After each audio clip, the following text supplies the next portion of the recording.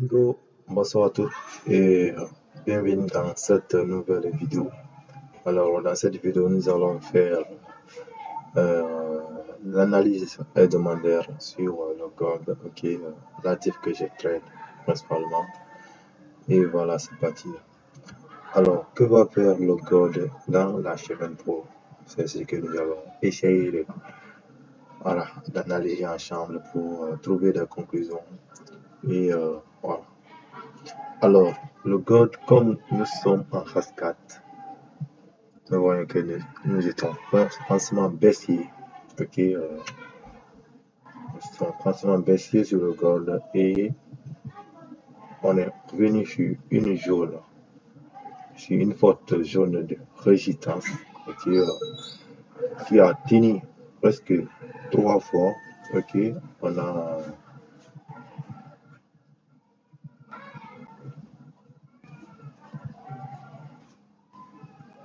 On a ici la première fois, ici la deuxième fois et ici la troisième fois.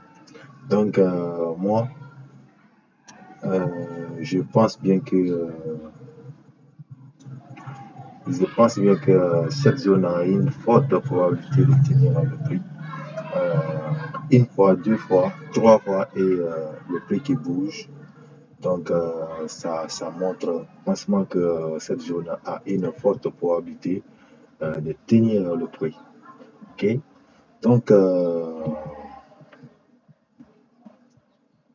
attendez, je vais effacer tout le truc. Ok. Donc franchement, moi je passe Rocher. Donc le marché reste toujours le maître de la décision. Donc on verra si les zones de résistance vont tenir. Mais sinon, franchement, on est passé Rocher. Comme vous pouvez voir très bien, on est venu cacher ces derniers high ici qui avait le dernier creux qui était le plus bas. Donc ce qui veut dire qu'on a bel et bien changé de structure à partir de cette zone. Donc on reste rocher pour le moment pour voir ce que le prix va donner. Franchement, on a une belle zone ici, une belle zone de résistance ici que j'avais déjà analysé. Donc au niveau des 4239, le D80. Donc bon, on verra, mais puisqu'on est passé franchement rocher, moi j'aimerais franchement prendre des ça pour aller chercher cette zone et pourquoi pas à cette zone ici, voir la réaction, ce que le prix va faire. Mais franchement, moi je suis rocher. Bref, le marché reste le maître des décisions, donc on n'a plus. On a juste besoin de regarder le prix, ce qu'il va faire. Alors, les zones que j'aimerais travailler cette semaine, nous avons notre première zone ici, qui est une belle zone d'achat, 5 étoiles. Cette zone, j'avais travaillé, mais bon, j'ai été B, ça m'a dégoûté. J'ai été B parce que j'avais ouvert un trade, avant la fermeture du marché, c'était dans les environs de 18 heures avant la fermeture. Et à l'ouverture, on avait un petit gap en bas de mon point d'entrée et déjà, j'étais déjà B. Comme le prix avait déjà bougé, j'étais déjà B.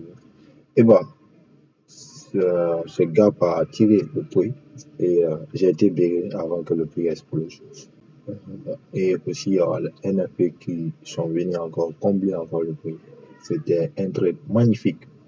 Alors, moi, ma meilleure zone d'achat sur le gold, on sera sur les 4075,84. C'est une belle zone d'achat que j'avais identifiée depuis. Et comme vous pouvez voir très bien, nous sommes pile dans la zone hauteur. Nous sommes pile dans la zone hauteur.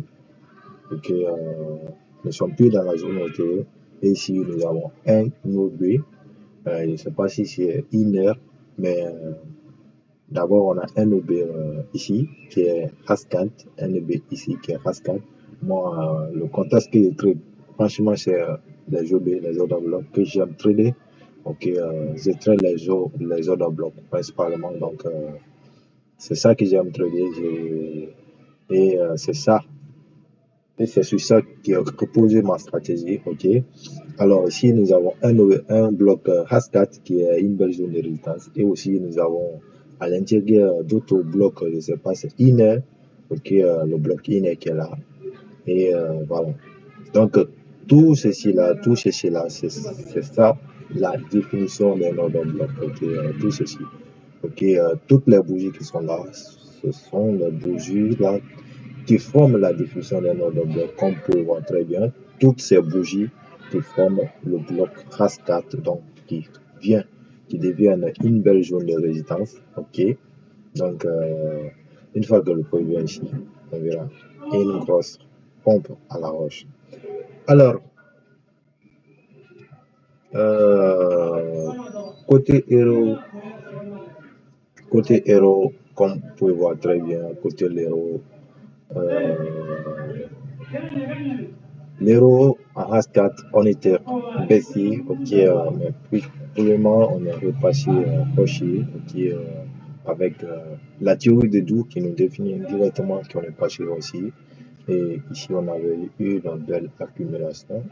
J'avais un ordre ici, mais j'avais une position qui était ouverte ici et j'ai pris mon truc profil ici, le petit compte, et puis à corriger, ça remonte, ça corrige encore. Et ça m'a pas donné encore le courage de vendre. Mais franchement, on n'est pas cherché, on peut voir très bien, on est venu casser ces haies ici, on est venu casser ces haies. Et pourquoi pas une nouvelle retracement et aller à la roche.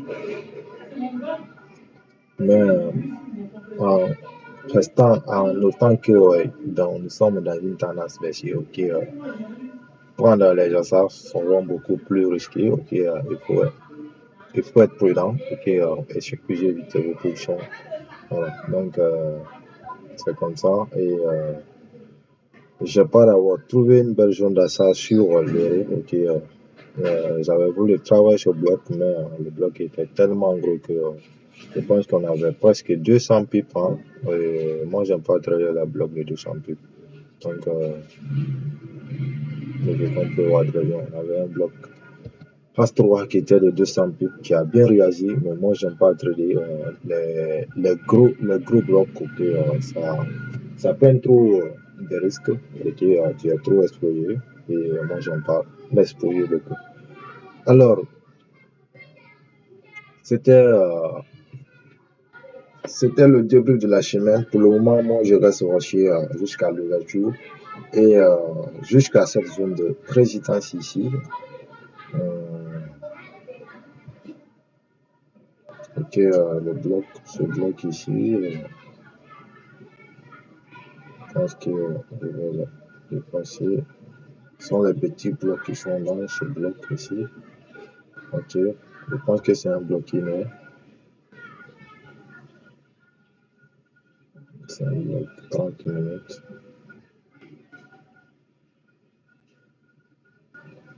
Ok, 2 heures. Ok, c'est un bloc 2 heures. C'est un bloc 2 heures environ.